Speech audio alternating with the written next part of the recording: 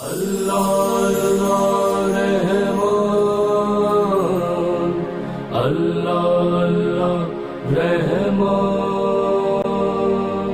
اللہ اللہ۔ بسم اللہ الرحمن الرحیم۔ السلام علیکم ناظرین، آپ دیکھ رہے ہیں پروگرام ماہ رمضان معرفِ قرآن میں آپ کا میزبان محمد ارسلان فاروق۔ ناظرین، آج کے اس پروگرام کے اندر ہم بات کریں گے کہ صوفیہ کرام نے اسلام کے فروغ میں کیا کردار ادا کیا۔ صوفیہ کرام وہ ذات اور شخصیات ہیں جنہوں نے محبت سے، پیار سے اور کسی بھی قسم کی مذہبی تفریق سے بالا تر ہو کے، مسل کی تفریق سے بالا تر ہو کے لوگوں سے پیار کیا، انسانوں سے پیار کیا، اور اس پر محبت اور شفقت کا نتیجہ یہ نکلا کہ نہ صرف اسلام پھیلا بلکہ اسلام کی بنیادیں مضبوط بھی ہوئی۔ ان کا کیا کردار تھا، تصوف بنیادی طور پر کیا ہے، اہل تصوف سے کیسے مستفید ہوا جا سکتا ہے، ایک عام آدمی کو ان کا علم، ان کی چیزیں سمجھنے کے لیے کیا کچھ کرنے کی ضرورت ہوتی ہے، ان تمام پہلوؤں کے اوپر آج کے پروگرام کے اندر میں نے بات کرنی ہے۔ میرے ساتھ تشریف رکھتے ہیں مخدوم سید علی رضا گیلانی قادری صاحب، جو کہ گدی نشین ہیں حضرت میاں میر قادری دربار کے۔ بہت شکریہ حضرت آپ کا پروگرام کے اندر جوائن کرنے کے لیے۔ ان کے ساتھ تشریف رکھتے ہیں پیر محمود فرید الدین صاحب، سجادہ نشین ہیں آستانیہ گڑھی شریف کے۔ بہت شکریہ پیر صاحب آپ کا جوائن کرنے کے لیے۔ ان کے ساتھ تشریف رکھتے ہیں ڈاکٹر امجد حسین چشتی صاحب، مرکزی جنرل سیکرٹری ہیں JUP نیازی کے۔ بہت شکریہ آپ کا جوائن کرنے کے لیے۔ میں ہدیہ نعت کے لیے درخواست کروں گا صاحبزادہ محمد اسامہ نقشبندی سے کہ وہ ہدیہ نعت پیش کریں اور پھر ہم اپنی گفتگو کا آغاز کریں۔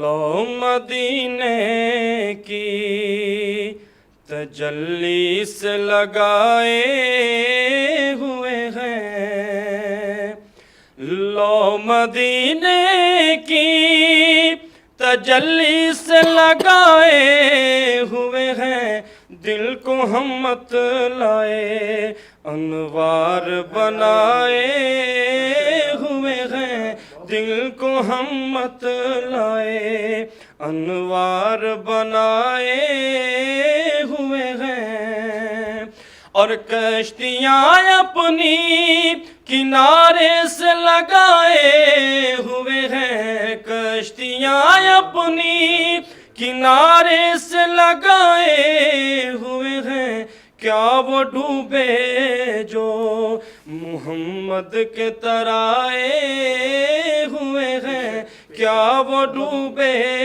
جو محمد کے ترائے ہوئے ہیں، اور حاضر و ناظر و نور و بشر و غیب کو چھوڑ، حاضر و ناظر و نور و بشر و غیب کو چھوڑ، ارے شکر کر وہ تیرے عیبوں کو چھپائے ہوئے ہیں، شکر کر وہ تیرے عیبوں کو چھپائے ہوئے ہیں، کیا وہ ڈوبے جو محمد کے ترائے ہوئے ہیں، اور بوسائے در سے انہیں روک نہ تو اے درباں، بوسائے در سے انہیں روک نہ تو اے درباں، ارے خود نہیں آئے یہ مہمان بلائے ہوئے ہیں، کیا وہ ڈوبے جو محمد کے ترائے ہوئے ہیں۔ اور بہت ہی خوبصورت، قبر کی نیند سے اٹھنا کوئی آسان نہ تھا، ارے ہم تو محشر میں انہیں دیکھنے آئے ہوئے ہیں، کیا وہ ڈوبے جو محمد کے ترائے ہوئے ہیں۔ اور مکتا کہ کیوں نہ پلڑا تیرے اعمال کا بھاری ہو نصیر، اعمال کا بھاری ہو نصیر، ارے اب تو میزان پہ سرکار بھی آئے ہوئے ہیں، اب تو میزان پہ سرکار بھی آئے ہوئے ہیں، کیا وہ ڈوبے جو محمد کے ترائے ہوئے ہیں. بہت خوب، بہت شکریہ، بہت شکریہ، بہت شکریہ، بہت خوب صاحبزادہ محمد اسامہ نقشبندی. میں اپنی گفتگو کا آغاز کرنا چاہوں گا سید علی رضا گیلانی صاحب سے. سر یہ فرمائیے گا کہ اہل تصوف کی پہچان کیسے ممکن ہوتی ہے؟ بہت شکریہ ارسلان صاحب. اہل تصوف کون ہے، ان کی پہچان کس طرح ہے اور ان کو کس طرح پہچانا جا سکتا ہے، اس کے لیے لازم ہے کہ سب سے پہلے ہم تصوف کو جانیں کہ تصوف کس چیز کا نام ہے، تصوف ہے کیا، تصوف کس چیز کا ماخذ ہے، تصوف کیسے وجود میں آیا، تو اہل تصوف کون ہے. تو ارسلان صاحب، تصوف نہ کسی جبہ و کبہ دستار کا نام ہے، نہ ہی تصوف کسی فرقہ، گروہ، مسلک یا کسی سلسلے کا نام ہے. تصوف نام ہے اتباع رسول کا، کہ ایسی اتباع کی جائے، ایسی مطابقت کی جائے اللہ اور اس کے رسول کے احکامات کی اور حسن اخلاق. تصوف صرف ان دو چیزوں کا نام. ٹھیک. تصوف حسن اخلاق کا نام ہے، حسن کردار کا نام ہے، حسن گفتار کا نام ہے. تصوف نام ہے کہ آپ کے معاملات کیسے ہیں، آپ اپنے معاملات کو کس طرح سر انجام دیتے ہیں. آپ کے معاملات اپنے اہل و عیال کے ساتھ، آپ کے معاملات اپنے عقیدت مندان کے ساتھ، آپ کے معاملات اپنے رشتہ دار عزیز و اقربا کے ساتھ، نہ صرف عزیز و اقربا کے ساتھ بلکہ یہ معاملات کیسے ہیں آپ کے راہ چلتے لوگوں کے ساتھ، یہاں تک کہ آپ کے دشمنوں کے ساتھ کیسے معاملات ہیں. تو تصوف نام ہے حسن اخلاق کا. اگر اخلاق ہے تو سب ہے، اگر اللہ اور اس کے رسول کے احکامات کی پاسداری ہے تو سب ہے. اس کے ساتھ ساتھ میں یہ بتانا لازمی سمجھوں گا کہ تصوف کسی سنیاس اور جوگ کا نام نہیں ہے. اچھا. تصوف اپنے معاملات سے تارک الدنیا ہو کر دنیا سے دور اور جنگلات میں رہ جانے کا نام تصوف نہیں ہے. تصوف میں اگر تنہائی چاہیے ہوتی ہے تو وہ ایسی تنہائی ہوتی ہے کہ انسان ہزاروں کے مجمع میں بھی تنہا ہو، اور وہ تنہائی اس کی کس کے ساتھ ہو، اپنے خالق حقیقی کے ساتھ ہو، اور اس کے اخلاق، اس کے گفتار، اس کے کردار سے دوسرا مسلمان محفوظ رہے. یہ ہے تصوف. ٹھیک ہو گیا. اور حاملان تصوف نے جس طرح اپنے کردار کے ذریعے، اپنی گفتار کے ذریعے تصوف کو پیش کیا، اس کو منوعن اس کی نقل کر لینا اور اپنے اولیاء کابرین کی باتوں کو لے کر اس پہ عمل کرنا، اللہ کے احکامات اور سنت رسول صلی اللہ علیہ وآلہ وسلم کی منوعن پیروی کرنے کا نام تصوف. واہ واہ، بہت خوب، بہت بڑا اچھا انداز میں آپ نے بیان فرمایا. اب ان کی پہچان کیسے ممکن ہوگی؟ ان کی پہچان اس طرح سے ممکن ہے کہ یہ لوگ اپنے حسن کردار کی وجہ سے، حسن گفتار کی وجہ سے اور اپنے معاملات کی وجہ سے آپ کے لیے نفع بخش ہے. ان کا کوئی بھی قول و فعل اللہ اور اس کے رسول کے احکامات سے باہر نہیں ہوتا. ان کا سونا، جاگنا، اٹھنا، بیٹھنا جو ہے اللہ اور اس کے رسول کے احکامات کے مطابق ہے. ان کی پہچان اس طرح ممکن ہے کہ جب کسی صاحب ایمان کو دیکھو، اس کی گفتار سے خلق نبی جھلکتا ہو، اس کے کردار سے اولیاء اللہ کے کردار کی خوشبو آتی ہو، اس کی گفتار سے آپ کو راحت و سکون ملتا ہو. اور اس کی سب سے بڑی پہچان ارسلان صاحب یہ ہے کہ اس کی جب صحبت میں بیٹھو تو اپنے آپ کو چھوٹا نہیں سمجھتا. واہ واہ. وہ کسی کو چھوٹا نہیں سمجھتا. یہ ہے اس کی پہچان کہ ایسا شخص جس کی آپ صحبت میں بیٹھو تو اپنے آپ کو کمتر اور حقیر نہ جانو بلکہ اپنے آپ کو بڑا جانو. وہ آپ کو اتنی عزت دے کہ خود آپ اپنی شناخت. بہت خوب. میں آگے بڑھتا ہوں اور پیر محمود فرید الدین صاحب کے پاس آنا چاہوں گا اور حضرت آپ سے میں جاننے کی کوشش کروں گا کہ اس میں یہ بہت ضروری ہے کہ صوفی اگر کوئی شخص ہے, کوئی تصوف کی لائن کا آدمی ہے, اس کی سلسلے کی کڑی جو ہے وہ پیچھے نسبت رسول سے جڑی ہوئی ہونی چاہیے, اور پھر نیچے جس دربار سے وہ جڑا ہوا ہے, جن بزرگوں کی وہ صحبت میں رہا ہے, وہ کسی ایک سے ہی جڑا رہے یا مختلف سے بھی جڑا رہ سکتا ہے وہ. بسم اللہ الرحمن الرحیم.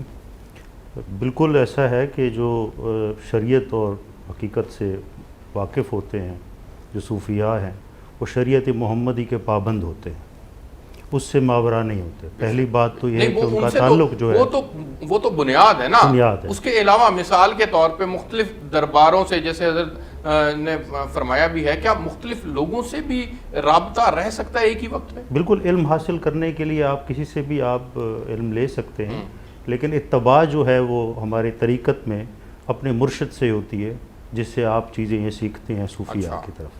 تو اتباع جو ہے وہ تو اسی کی کرنی ہوتی ہے. اقتباس فیض کے لیے صوفیاء نے مختلف لوگوں کے ساتھ صحبت اختیار کی, اور اس دین کو سیکھنے کے لیے صوفیاء کے پاس گئے اور صحبت اختیار کی. اچھا یہ فرمائیے گا, چلیں یہ آپ نے اچھا کیا, کلیئر کر دیا. صوفیاء کے کردار کے اوپر ہم بات کر رہے ہیں کہ ان کا فروغ اسلام میں بڑا اہم کردار رہا ہے. آپ اس کی ایک جھلک کے اندر بیان فرمائیے گا کہ صوفیاء نے پرٹیکولرلی بر صغیر میں جو کردار ادا کیا اس کے اوپر روشنی ڈالی ہے. دیکھیں صوفیزم جو ہے اس میں جو لوگوں نے کردار ادا کیا, اس کی مثال آپ یوں دیکھیں کہ جب ان کے پاس دین آیا اور دین کو انہوں نے سمجھا, تو سب سے پہلے انہوں نے اپنے اوپر اس کو طاری کیا. پھر انہوں نے جو طریقہ تبلیغ اپنایا وہ انسان دوستی تھی. انسانی دوستی کی ابتدا سے انہوں نے دین محمدی کی تبلیغ شروع کی. جہاں بھی یہ آئے انہی کی زبان میں, اپنے کلام میں, اپنے کردار میں, آسان الفاظ میں لوگوں تک یہ بات پہنچائی. جیسے آپ دیکھیں کہ یہ کہتے ہیں کہ جی اللہ جس کے ساتھ ہوگا اس کے سارے کام آسان ہوں گے. اب یہ اسلام میں پڑھا تو انہوں نے اس کو آسان کرنے کے لیے, انسانوں تک پہنچانے کے لیے کہا کہ تو بیلی تو سب جگ بیلی تے ان بیلی وی بیلی. اس کو ذرا آسان کرنے کے لیے اسی بات کو جو قرآن و سنت میں ہے, صوفیاء نے اس کو آسان کر کے لوگوں تک آسان زبان میں پہنچایا, اور اس کردار کو اس طرح سہل کیا کہ آپ دیکھیں کہ لشکر کے لشکر لوگ جو ہیں دار اسلام میں داخل ہوئے, اس گفتار کو دیکھتے ہوئے, اس کردار کو دیکھتے ہوئے, جس میں انسان دوستی بھی تھی, انسانی سے محبت بھی تھی, بلا تفریق. پہلی بنیاد انہوں نے یہی ڈالی. اور رویہ میں آپ کو بتاؤں کہ جیسے اسلام میں آتا ہے کہ یہ چیز حرام ہے, یہ چیز حلال ہے, اس کو انہوں نے جس طرح صوفیاء نے پہنچایا وہ یہ پہنچایا کہ عمل سے یہ ثابت کیا ان کا قول اور ان کا فعل ایک ہی تھا. اور انداز جو تھا وہ یہ تھا کہ یہ بات حرام ہے, یہ حلال ہے, اس تک لوگوں تک انسان دوستی کے لیے پہنچانے کے لیے انہوں نے کہا کہ یہ اللہ کو پسند ہے, یہ ناپسند ہے. اب جب پسند اور ناپسند کا بیان آیا تو اس میں اللہ کی محبت آ گئی کہ اللہ کو یہ پسند نہیں ہے. ایسا نہیں انہوں نے کہا کہ سختی نہیں تھی. صوفیاء کے نہ لہجے میں تھی نہ کردار میں تھی, وہ انسان دوست تھے, اور اس دوستی کے ہی طریقے سے انہوں نے شریعت کو, محمدی کو لوگوں تک پہنچایا, دین کو لوگوں تک پہنچایا, اور دار اسلام میں لوگوں کو داخل کیا. بالکل ٹھیک ہے. میں ڈاکٹر امجد صاحب کے پاس جانا چاہوں گا. ڈاکٹر صاحب آپ فرمائیے گا کہ اس کے دو باتیں ہیں. ایک ہے خود صوفی کا کسی سے نسبت ہونا, اور کسی بڑے بزرگ سے, کسی پیر سے, کسی ولی اللہ سے نسبت ہے, وہ وہاں سے سیکھتا ہے اور پھر آگے اپنے عمل کے اندر لے کے آتے ہیں وہ بات, اور پھر آگے اس کی تبلیغ کرتے ہیں, لوگوں تک اس کو پہنچاتے ہیں. وہ قول و فعل میں ایک ہوتے ہیں, وہ اپنی محبت رواداری کی بات کرتے ہیں, وہ لوگوں کے ساتھ اخلاق سے پیش آتے ہیں. یہ تمام باتیں, یہ جو اگلی سٹیج ہے, اس سے جو پچھلی سٹیج ہے, اس کے اوپر میں چاہ رہا ہوں کہ تھوڑی سی بات ہو جائے کہ ہم کیسے یہ پہچان کریں گے کہ ہمارے جو مشائخ ہیں یا ہمارے جو بزرگ ہیں, انہی کی نسبت جو ہے وہ کے ذریعے سے ہم آگے ہماری نیاں پار لگ سکتی ہے. اس کا کوئی خود سے پہچان کرنا ضروری ہے. بسم اللہ الرحمن الرحیم. سب سے پہلے آپ کا شکریہ کہ آپ نے ایک بڑے حساس موضوع کی طرف ہمیں لائے, اور آج یہ ضروری ہے کہ اپنی نئی نسل کو اس سے روشناس کرایا جائے, ان کو بتایا جائے کہ خاص طور پر اس علاقے میں, پوری دنیا میں یہ اسلام جو آج ہمیں نظر آ رہا ہے یہ صوفیاء کی بدولت ہے, اور ان اللہ کے عظیم بندوں کی بدولت ہے کہ آج یہ کلمہ توحید جو ہمارے پاس آیا, لا الہ الا اللہ محمد رسول اللہ. کیونکہ انبیاء کے بعد یہ صحابہ کرام رضوان اللہ اجمعین, تابعین کے بعد خاص طور پر یہ بزرگان دین کی بدولت جو کلمہ ہمارے پاس آیا, جو دین ہمارے پاس آیا, یہ ان کی بدولت ہے. تو اس لیے پہلے انہوں نے خود اس پر عمل کیا اور عمل کر کے لوگوں کو اپنی طرف لائے۔ سب سے پہلی بات یہ ہے کہ اس کا منبع جو ہے وہ ذات سید المرسلین کی ذات ہے، اور خاص طور پر تمام سلاسل جتنے بھی ہیں ہمارے تصوف کے اور جتنے بھی بزرگ ہیں کسی نہ کسی سلسلے سے تعلق رکھتے تھے، اور ان کا منبع جو ہے مولا کائنات جناب علی المرتضیٰ شیر خدا کی ذات ہے۔ تمام سلاسل جو ہیں وہ مولا کائنات کے نقش قدم پر چلتے ہیں، اور مولا نے فرمایا کہ جب کوئی صوفی یا بزرگ چلتا ہے تو وہ اپنی ذات کو کھو دیتا ہے، وہ بلکہ الحب للہ والبغض للہ کے تحت کام کرتا ہے۔ اس کی دشمنی کا معیار بھی اللہ کے لیے ہوتا ہے اور اپنی دوستی کا معیار بھی اللہ کے لیے ہوتا ہے۔ جب بندہ اللہ کے لیے چلتا ہے، اٹھنا بیٹھنا اس کا اللہ کے لیے ہوتا ہے، جینا مرنا اللہ کے لیے ہوتا ہے، کسی سے محبت بھی کرتا ہے اللہ کے لیے، کسی سے دشمنی بھی کرتا ہے اللہ کے لیے، تو پھر اس میں خلوص شامل ہوتا ہے۔ پھر اسی لیے اللہ تعالیٰ نے اس میں ایک محبت کا عنصر جو ہے وہ شامل کر دیا۔ اور ایک خاص طور پر میں یہ بات کرنا چاہوں گا کہ صوفی ہوتے ہی وہ ہے جو اہل بیت اطہار سے محبت کرے، ان کی تعریف و ثنا کرے، پھر اس جو ان سے وہ اخذ کرتے ہیں وہ محبت کا پہلو ہوتا ہے۔ کہ آپ نے دیکھا کہ حضرت سید سجاد امام زین العابدین جب آپ لنگر تقسیم کر رہے تھے تو ایک بندہ آیا، اور یہ بھی صوفیاء کا طریقہ ہے، جہاں بھی وہ بیٹھتے ہیں لنگر تقسیم کرتے ہیں، لوگوں کے بنیادی مسائل جو ہیں وہ حل کرنے کی کوشش کرتے ہیں۔ صرف یہی نہیں کہ تسبیح پہ لگا دیا، یہ نہیں، بلکہ ان کے مسائل بھی حل کرتے ہیں۔ میں اس کے اوپر بھی بات کروں گا آگے بڑھ کر۔ بھوک ننگ کو ختم کرتے ہیں اور ان کے جتنے مسائل ہیں ان کو بھی ختم بالکل کرتے ٹھیک ہیں۔ ہے، مجھے ایک بریک پہ جانا ہے، میں اس پہ بھی بات کرتا ہوں۔ ایک بریک لیتے ہیں جی، بریک سے واپس آئیں گے تو پھر یہیں سے کنٹینیو کریں گے، میرے ساتھ رہیے۔ اللہ اللہ رحمان، اللہ اللہ اللہ رحمان،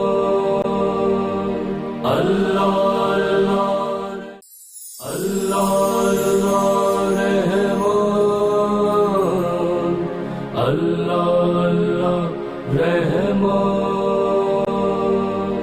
اللہ اللہ۔ جی ویلکم بیک ناظرین، میں مخدوم سید علی رضا گیلانی صاحب آپ کے پاس آنا چاہوں گا۔ سر، کیا ضروری ہے کہ کسی صوفی کے لیے کہ وہ کوئی کرامت بھی دکھاتا ہو؟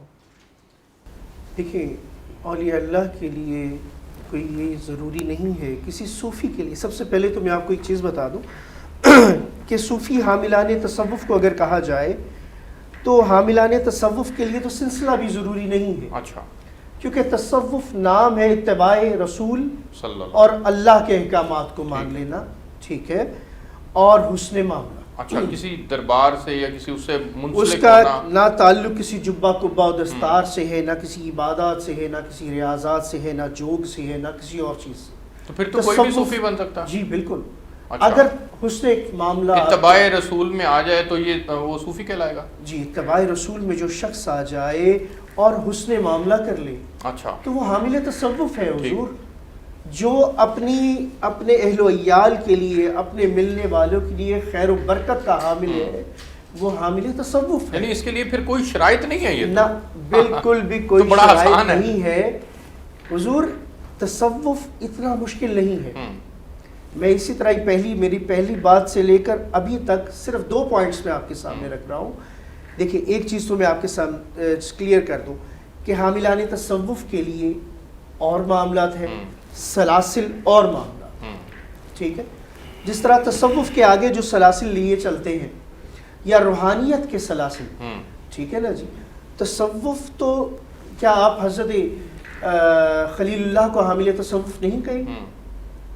کیا تمام انبیاء کرام کو حاملان تصوف نہیں کہیں گے؟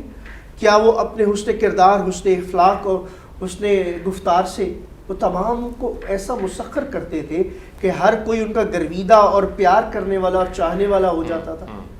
جس طرح ہر فقیر دوسرے کو اتنی عزت دیتا ہے کہ اپنے سے بڑھ کر عزت دیتا ہے۔ حضور، حاملان تصوف کا ایک واقعہ آپ کے گوش گزار کرتا ہوں۔ حضرت بایزید بستامی، جن کا تصوف میں بہت بڑا نام ہے۔ اچھا، ان کا بہت بڑا نام ہے تصوف میں، کوئی مجھے ان کے سلسلے کے بارے میں بتا سکتا ہے یہاں پہ بیٹھا؟ حاملان تصوف، تو تصوف کیا تھا؟ اپنے آپ کو زیر کر دینا اور دوسرے کو اتنی عزت دینا کہ وہ واقعی ہی جان لے کہ ہاں یہ کوئی ہے، میں مثال کے طور پر مولانا جلال الدین رومی نے جس طرح حضرت شمس تبریز کو عزت دی بے شک، اور انہوں نے اور سب کچھ چھوڑ دیا. حضرت ان کے جلال گھر- الدین رومی کے بارے میں ابھی صاحبان فرما رہے تھے کہ اولیاء اللہ کا کردار یہ بھی ہوتا ہے کہ وہ لوگوں کی تواضع کرتے ہیں، لوگوں کو کھانا دیتے ہیں، لوگوں کے معاملات کرتے ہیں. تو کیا کرتے ہیں حضور؟ حضرت جلال الدین مولانا رومی صاحب فرماتے ہیں کہ ہر کسی نے اللہ تک پہنچنے کے مختلف راستے منتخب کیے، میں نے اللہ کی مخلوق سے محبت کو منتخب کر لیا واہ. کہ اور اس کو جانا کہ یہ رب تک پہنچنے کا سب سے آسان ذریعہ ہے.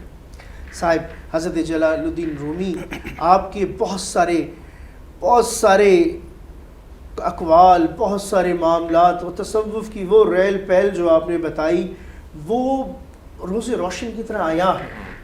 اب اس کے ساتھ ساتھ میں آپ کو ایک واقعہ آپ کے گوش گزار کرتا ہوں. حضرت بایزید بستامی، حضرت بایزید بستامی اپنے عقیدت مندان کے ساتھ جب گزرا کرتے تھے تو راستے میں بادشاہ کا محل آتا تھا اور اس گزرگاہ میں سے وہاں سے باہر نظر آیا کرتا تھا. جب حضرت گزرا بستامی کرتے تھے، رحمۃ اللہ علیہ گزرا کرتے تھے. حضرت گزرا کرتے تھے تو وہ بادشاہ کھڑا ہو جاتا تھا ان کے ادب میں، اور اس کے وزراء بھی کھڑا ہو جایا کرتے تھے ان کے ادب میں، چلے جاتے. اسی طرح یہ معاملہ چلتا گیا. ایک دفعہ حضرت بایزید بستامی نے ان تک وہاں سے جا رہے تھے تو وہ سب کھڑے ہوئے، آپ نے اس کی طرف منہ کر کے تھوک دیا. بادشاہ بیٹھ گیا اور ان کو برا جانا، برا خیال کیا. وزراء بھی بیٹھ گئے. آپ کے عقیدت مندان میں سے ایک عقیدت مند نے پوچھا حضور یہ معاملہ کچھ ہماری سمجھ سے بالا تر رہا، ہمیں کچھ سمجھ نہیں آیا کہ یہ کیسے یہ تمام تر معاملات ہو گئے، آپ نے یہ سارا کیا انجام دیا؟ آپ نے فرمایا کہ مجھے لگ رہا تھا کہ میرے نفس کو شہ مل رہی ہے، میرے اندر غرور و تکبر آ رہا تھا کہ میرا وہ مقام ہو گیا کہ میں گزرتا ہوں تو حکمران وقت میرے لیے کھڑا ہوتا ہے، تو میں نے اس لیے اس کی طرف منہ کر کے تھوکا، اس کے اس پر نہیں بلکہ اپنے نفس پر تھوکا. اور اولیاء اللہ کا شروع سے یہی کردار رہا تھا، خواہ وہ والی کوٹ مٹھن شریف ہوں، خواہ حضرت میاں میر بالا پیر قادری جن کا میں ایک ادنا ہر کارا ہوں. حضرت میاں میر بالا پیر قادری کا ایک قصہ آپ کی گوش گزار کروں گا مختصر وقت میں. وہ قصہ کیا ہے کہ ایک دفعہ حکمران وقت شاہ جہان اپنے ایک شہر سے دوسرے شہر جا رہا تھا. اس کو رستے میں حضرت میاں میر بالا پیر قادری سرکار کے بارے میں پتہ چلا کہ ایک بہت ہی صاحب کمال درویش ہے، بہت اہل تصوف اہل طریقت ہے، تو ان کے بڑے با کمال ہیں، وہ جو دعا کرتے ہیں پروردگار عالم ان دعاؤں کو قبول فرماتا ہے، تو ان کی زیارت کی جائے. وہ اپنے پورے علاؤ لشکر کے ساتھ گزرتا ہے، وہاں سے آپ کے حجرے کے باہر پڑاؤ کرتا ہے ان کا لشکر، اور اندر قاصد بھیجتا ہے کہ جی بتاؤ حکمران وقت، اپنے وقت کا چاہو جلال کا حامل حکمران شاہ جہان آیا ہے. ابھی آگے جا ہی رہے ہوتے ہیں تو حضرت میاں میر صاحب کے خدمتگار نے آپ کو روک لیا اور کہا کہ جی کدھر جا رہے ہیں؟ کہا جی حکمران وقت آیا ہے، بتائیں. کہا جی حضرت میاں میر صاحب اس ٹائم محو عبادت ہے اور اس ٹائم ملاقات نہیں ہو سکتی. اللہ. وہ جاتا ہے اور بادشاہ کو بتاتا ہے کہ جی حضرت میاں میر صاحب کہ جو وہاں خدمتگار تھا اس نے یہ پیغام دیا ہے کہ جی ابھی ملاقات نہیں ہو سکتی. اس کو بڑا تعجب ہوتا ہے، کہتا ہے یہ کیسا درویش ہے، یہ کیسا حامل تصوف ہے کہ جس نے حکمرانوں کو آنے سے روک دیا. اس نے کہا ایک پرچی دو، اس پرچی پہ لکھتا ہے کہ بر در درویشاں دربانہ بھایت، کہ درویشوں کے در میں دربان اچھا نہیں لگتا. حضرت میاں میر صاحب اپنے معاملات سے فراغت پاتے ہیں تو آپ کا خدمتگار آپ کو بتاتا ہے جی حکمران وقت آیا تھا اور یہ معاملہ دے گیا، یہ چٹ دے گیا. اس پہ لکھا تھا، آپ نے دیکھا کہ لکھا بردر درویشاں دربان بھایت. آپ نے قلم لکھ دیا اور اس پہ لکھا کہ بھاید چوں سگے دنیا نہ آیت، کہ اچھا لگتا ہے تاکہ دنیا کا کتا اندر نہ آئے. تو حضور یہ معاملات تھے اولیاء اللہ اور حاملان تصوف کے کہ وہ ایسے لوگوں سے ملنے سے اجتناب کرتے تھے جس سے نفس کو خوراک ملتی. بالکل ٹھیک ہے. میں حضرت آپ کے پاس آنا چاہوں گا پیر محمود فرید الدین صاحب. سر یہ بتائیے گا کہ ایک جو صوفی ہوتے ہیں ان کا کام صرف روحانی بیماریوں کا علاج ہے یا معاشرے کے اندر پائی جانے والی دیگر بیماریوں کا علاج بھی ایک صوفی کرتا ہے؟ بالکل، صوفیہ کرتے ہی اسی طرح کا علاج تھے. جو حکیم ہوتے تھے ان کے اندر حکمت ہوتی تھی اور حکمت و دانائی سے انہوں نے یہ چیزیں کی اور ہر طرح کا علاج ان کے پاس موجود ہوتا تھا، مگر وہ ہر سائل کو بالکل پہلی ترجیح روحانی بیماریوں کا علاج ہوتا تھا. بالکل اندر سے ٹھیک کرتے تھے. صوفی صاف کرنے والا ہوتا ہے تو وہ اندر سے ٹھیک کرتے تھے. جس طرح آپ مخدوم صاحب نے فرمایا کہ اسی طرح سے ایک صوفی جا رہے تھے اور بادشاہ وقت گزرا اور انہوں نے بلایا ان کو اور کہا کہ مانگے کیا مانگتے ہیں. تو وہ صوفی نے دیکھا بادشاہ کو اور کہتا ہے کہ میں اپنے غلاموں کے غلام سے کچھ نہیں مانگتا. کہا میں غلاموں کا غلام، وہ بھی آپ کے، یہ کیسے؟ تو فرماتے ہیں کہ حرص اور ہوس میرے غلام ہے اور تم اس کے غلام ہو، تو میں حرص و ہوس کے غلام سے کچھ نہیں مانگتا. اچھا حضرت یہ فرمائیے گا کہ عبادت میں کتنا آگے بڑھنے کی ضرورت ہوتی ہے؟ جتنا مرشد کہے، جتنا آپ کا استاد آپ کو بتائے اور سکھائے.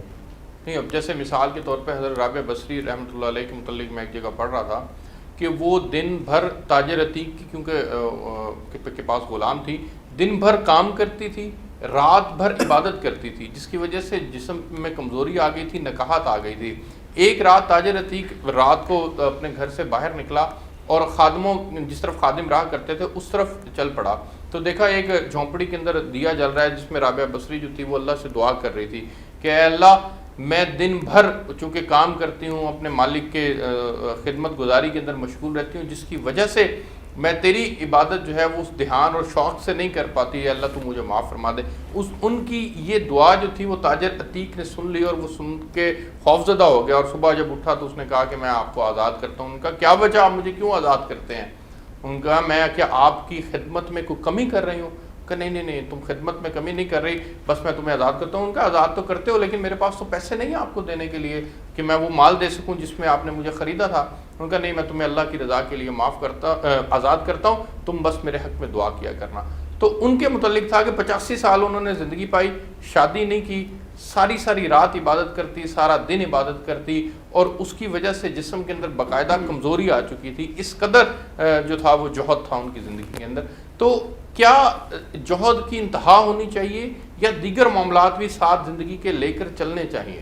دیکھیں آپ جس طرف بات کر رہے ہیں نا بی بی رابعہ بصری رحمۃ اللہ علیہ، وہ ایک پہلو بتا رہے ہیں صوفیاء کا. صوفیاء کے اور بھی پہلو ہیں. ان پہ وہ عبادت بھی کرتے تھے، لوگوں سے معاملات بھی ان کے ہوتے تھے، خدمت میں بھی ہوتے تھے، حکمت میں بھی ہوتے تھے، دانائی بھی لوگوں کو بتاتے تھے، اصلاح بھی کرتے تھے، دین کا کام بھی کرتے تھے. ان کے بہت سارے اس طرح کے رنگ ہوتے ہیں، جس طرح صوفی رنگ ہوتے ہیں نا، یہ صوفیاء کے اپنے اپنے رنگ ہوتے ہیں اور ہر رنگ میں وہ یکتا ہوتے ہیں. جہاں تک بات آپ نے کرامت کی کہی نا، تو حضرت نظام الدین اولیاء محبوب الہی کے پاس ایک آدمی گیا اور کرامت دیکھنے کے لیے 3 دن رکا.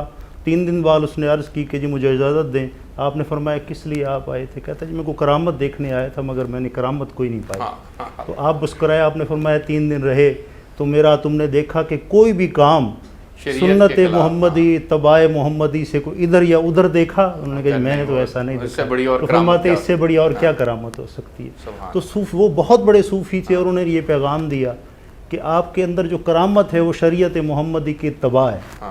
جس طرح مخدوم صاحب نے فرمایا نا کہ وہ شریعت محمدی سے جڑا ہوتا ہے، تو اس جڑے رہنے کی برکت سے اللہ تعالیٰ اس کو جو ہے انسانوں میں ممتاز بھی کر دے. میں ڈاکٹر صاحب کے پاس جانا چاہوں گا. ڈاکٹر صاحب یہ فرمائیے گا کہ اکبر بادشاہ جو تھا وہ دین اکبری لے کے آیا تھا اور وہاں اس وقت حضرت مجدد الفسانی رحمۃ اللہ علیہ جو تھے وہ اس کے خلاف کھڑے ہوئے تھے اور انہوں نے اسلام کی بنیادوں کو کہ وہ قائم و دائم رہیں اور اس کے دین اکبری کے سامنے ہل نہ جائیں، انہوں نے بڑی جد و جہد اور کوشش کی تھی. اس کے اوپر ذرا روشنی ڈالیے گا کہ جو صوفیہ کا یہ کردار ہے جس کے اندر انہوں نے اسلام کو محفوظ رکھا، اس کی اشاعت کے لیے کام کرتے رہے، اس میں ان کے کردار کے اوپر روشنی ڈالیے گا.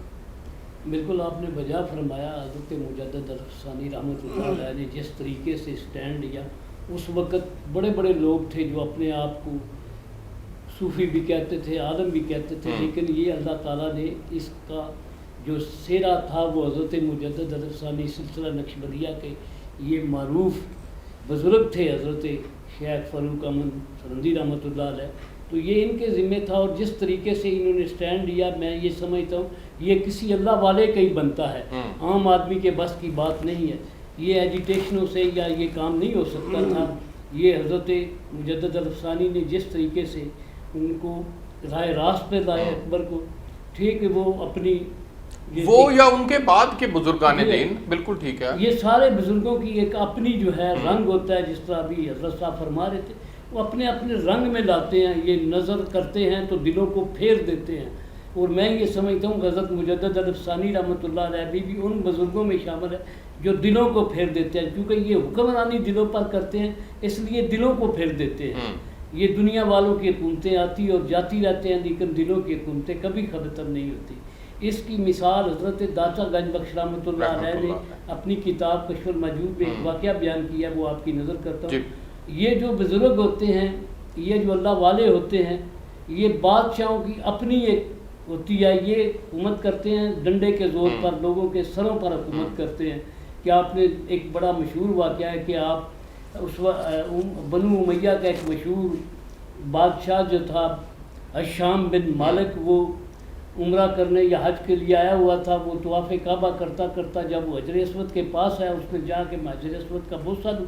جب وہ نزدیک ہوا تو حاجیوں نے اسے دھکا دیا، وہ گر پڑا اور اٹھ کر اپنے خوشامدیوں اور جتنے اس کے وزراء تھے ان کے درمیان کھڑا ہو گیا کہ لوگوں نے مجھے دھکا دیا ہے، میری انسلٹ ہو گئی ہے۔ اب جب وہ کھڑا تھا تو اچانک لوگوں نے دیکھا کہ جو ہے شخص آیا ہے جس کے لیے لوگوں نے طواف کعبہ جیسی عظیم عبادت کو چھوڑ دیا، اپنی ریاضت اور عبادت کو چھوڑ کر اس کی زیارت میں مصروف ہو گئے۔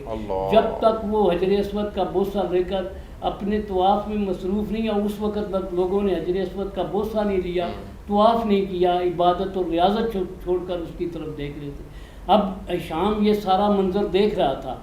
شام جو ہے اس کے وزراء نے پوچھا آپ جانتے ہیں یہ شخص کون ہے جس کے لیے لوگوں نے طواف کعبہ جیسی عظیم عبادت کو چھوڑ دیا، حجر اسود کے بوسے لینے چھوڑ دیے؟ اس نے کہا میں نہیں جانتا۔ اب اس وقت کا عربی ادب کا بہت بڑا شاعر فسردق جو تھا وہ اس کے پاس کھڑا تھا، اس نے کہا کہ میں بتاتا ہوں۔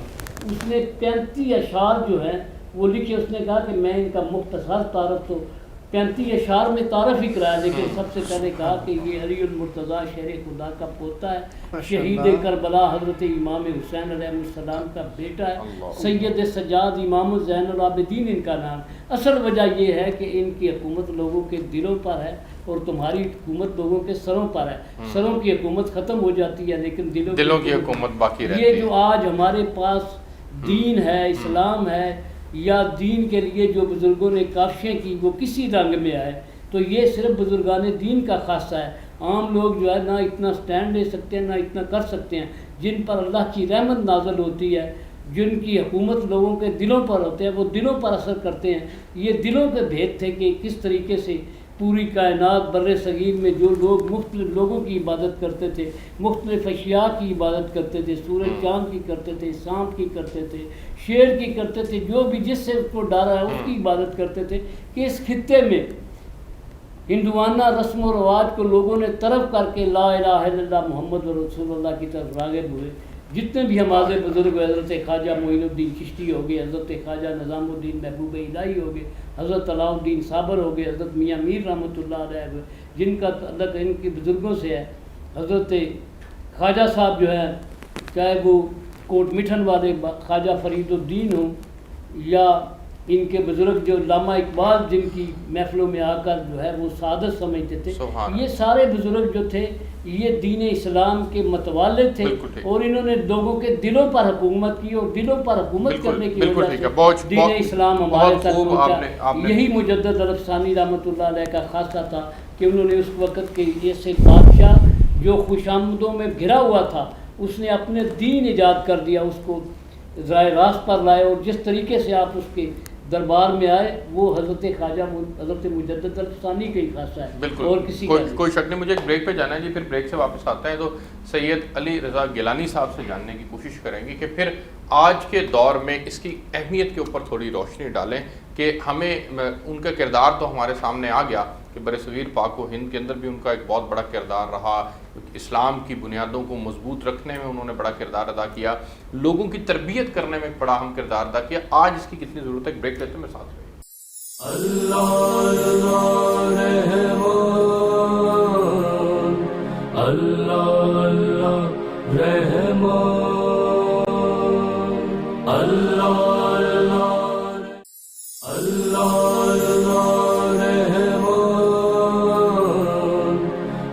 اللہ اللہ رحمان اللہ اللہ. جی ویلکم بیک ناظرین. سید علی رضا گیلانی صاحب سر، آج کے دور کے اندر اس کی ضرورت اور اہمیت کے اوپر روشنی ڈالیں. جی آج کے دور میں اس کی ضرورت اور اہمیت نہ صرف آج کے دور میں بلکہ روز ازل سے اس کی اہمیت ہے. قرآن پاک میں سورہ کہف میں پروردگار عالم فرماتا ہے وَاصْبِرْ نَفْسَكَ. اس پوری آیت کا ترجمہ کرنے کی کوشش کرتا ہوں اس طرح ہے، اور اپنے آپ کو ان کے ساتھ جوڑے رکھ جو تیرے پروردگار کو صبح و شام پکار کے اسی کی دید کے متمنی اور مکھڑا تکنے کے آرزومند رہتے ہیں. خبردار تیری محبت کی نگاہیں ان سے نہ ہٹنے پائے کہ دنیاوی زندگی کے ٹھاٹھ کے ارادے میں لگ جائے. جا دیکھ اس کا کہا نہ ماننا جس کے دل کو ہم نے اپنی ذکر سے غافل کر دیا اور جس کا کام حد سے گزر گیا. ارسلان صاحب، آج کے دور میں نہیں، شروع سے لے کے ہر دور میں اس کی ضرورت رہے گی. اور پروردگار عالم ہر جس طرح نبوت کا سلسلہ آقا کریم صلی اللہ علیہ وآلہ وسلم پر پورا ہوا، آپ خاتم النبیین تھے، آپ کے بعد کوئی نبی نہیں آئے گا اور نہ ہی کوئی نبی آ سکتا ہے مگر حاملان تصوف آپ کے مشن کو لے کر، آپ کی تعلیمات کو لے کر، آپ کی تبلیغ کو لے کر، آپ کے دین کو لے کر دنیا کے گوشے گوشے میں پھیل گئے. اور انہوں نے اتباع کی ایسی مثالیں قائم کر دی، انہوں نے حسن سلوک اور حسن معاملہ کی ایسی مثالیں قائم کر دی کہ لوگ صرف ان کے خلق کو دیکھ کر، ان کے اخلاق کو دیکھ کر ہلکا بگوش اسلام ہوتے گئے. نہ صرف حاملان تصوف نے، اولیاء اللہ نے، صوفیاء اکرام نے اس خطے میں اسلام کا تبلیغ کے مراحل انجام دیے، بلکہ ایسی حکومت کر دی کہ جو دلوں میں تعابت قائم رہی. اور ہمیشہ حاملان تصوف کے پاس بیٹھنے کا حکم قرآن پاک کے اندر موجود ہے کہ اپنے آپ کو انہی کے ساتھ جوڑے رکھا گا. تو ارسلان صاحب، تصوف اخلاق کا نام ہے کہ آپ کی زبان سے اور اپنے آپ کو مشکل وقت میں بھی کنٹرول کر لینا، اپنے نفس کے اوپر ضبط کر لینا، نفسانی خواہشات کو دبا لینا، اپنی میں کو ختم کر لینا، انا کا مسئلہ نہ بنانا چیزوں کو. بالکل ٹھیک. آپ پوچھتے تھے تصوف کو، حامل تصوف کون ہے؟ حامل تصوف وہ ہے جس میں انا نہیں، اللہ، جس میں غرور نہیں، جس میں تکبر نہیں، جس میں خود پروری نہیں.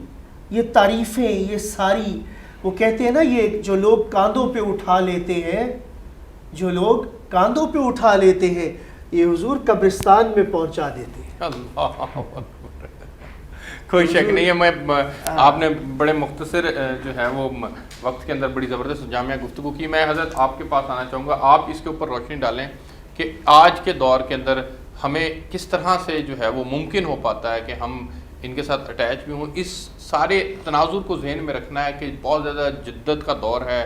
لوگ موبائلز کے اوپر قرآن بھی پڑھ لیتے ہیں، احادیث بھی پڑھ لیتے ہیں، یوٹیوبز کے اوپر لیکچر بھی سن لیتے ہیں. ان سب کے باوجود صحبت کا اختیار کرنا، اس کی اہمیت کے اوپر روشنی ڈالے گی. دیکھیں، جہاں تک بات آپ نے کی نا کہ آج کے دور میں تعلیم عام ہو چکی ہے، ہر چیز پڑھی جا سکتی ہے، دیکھی جا سکتی ہے، میں بھی اس کا قائل ہوں کہ ٹھیک ہے، ہم تعلیمی میدان میں بہت آگے ہو چکے ہیں، ہم نے بہت سارے علوم بھی حاصل کر لیے، لیکن جو اس علم کو سیکھنا اور اس سے فائدہ اٹھانا، یہ صوفیاء ہی ہمیں بتا سکتے ہیں. کیونکہ صوفیاء میں جو محبت اور انسان دوستی کا جذبہ پایا جاتا ہے، وہ تفرقہ ختم کر دیتا ہے، وہ اختلاف ختم کر دیتا ہے، اس کے اندر جو ایک غصہ ہے وہ ختم کر دیتا ہے، اس کے اندر جو برداشت پیدا کر دیتا ہے، جس کی آج بہت زیادہ ضرورت ہے کہ ہمارے معاشرے میں برداشت زیادہ ہو، صبر زیادہ ہو. یہ صوفیاء کی تعلیمات سے ہی ممکن ہے. بالکل ٹھیک ہے. حضرت آخری منٹ ہے، آپ بھی اس کے اوپر روشنی ڈال دیں، پھر مجھے پروگرام کے ہدیانات کی طرف جانا ہے کہ یہ کتنا ضروری ہے کہ صحبت اختیار کی جائے، کہ کسی کے پاس چل کے جایا جائے اور اس سے جو ہے وہ فیض حاصل کیا جائے. یہ کتنا ضروری ہے؟ اس میں سب سے پہلے جب اللہ والے کی آپ صحبت میں آ جاتے ہیں تو وہ پیار کا درس دیتے ہیں، محبت کا درس دیتے ہیں. جس طرح حضرت نے فرمایا کہ پھر وہ کسی خاص فرقے سے نہیں، پھر وہ اللہ سے ان کا لگاؤ ہوتا ہے، وہ دنیا سے لا تعلقی نہیں ہوتی، لیکن وہ پھر جو سمجھتے ہیں حق بات جو ہوتی ہے اس پہ ڈٹ جاتے ہیں لیکن جو تفریق پیدا کرتی ہیں اس سے نزدیک نہیں جاتی. جتنے بھی ہمارے بزرگان دین تصوف کے جتنے بھی بڑے بڑے ہوئے ہیں، حضرت بابا فرید گنج شکر سے لے کر جتنے بھی ہمارے بزرگ ہیں، ان کی تعلیم بیسک تعلیم ہی یہ ہے کہ محبت اور بالکل ٹھیک محبت کو ہم عام کرنا چاہتے ہیں تو اس سے ہر قسم کی تفریقات ختم ہو جائیں گی، ہر قسم کی فرقہ واریت ختم ہو بالکل جائے گی. ٹھیک ہے. قبلہ آپ کا پوائنٹ آ گیا. آپ تینوں مہمانوں کا بہت شکریہ. last word I would like to tell you, there is difference between knowledge and education. تعلیم اور علم میں بہت فرق ہے. علم جو چلتا آ رہا ہے حاملان تصوف کا، وہ حاملان تصوف ہی آپ وہیں سے مل سکتا ہے. بالکل ٹھیک ہے. بہت شکریہ آپ تینوں مہمانوں کا. میں ہدیہ نعت کے لیے صاحبزادہ محمد اسامہ نقشبندی سے گزارش کروں گا کہ وہ نعت پیش کریں.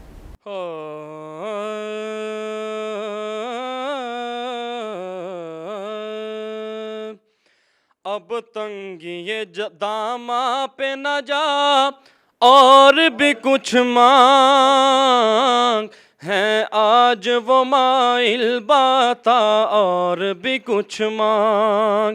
اب تنگی داماں پہ نہ جا اور بھی کچھ مانگ، ہیں آج وہ مائل باتا اور بھی کچھ مانگ. ہر چند کے مولا نے بھرا ہے تیرا کشکول، ہر چند کے مولا نے بھرا ہے تیرا کشکول. کم ظرف نہ بن ہاتھ بڑا اور بھی کچھ مانگ، ہے آج وہ مائل باتا اور بھی کچھ مانگ، ہے آج وہ مائل باتا اور بھی کچھ مانگ. چھو کر ابھی آئی ہے سرے زلف محمد، چھو کر ابھی آئی ہے سرے زلف محمد.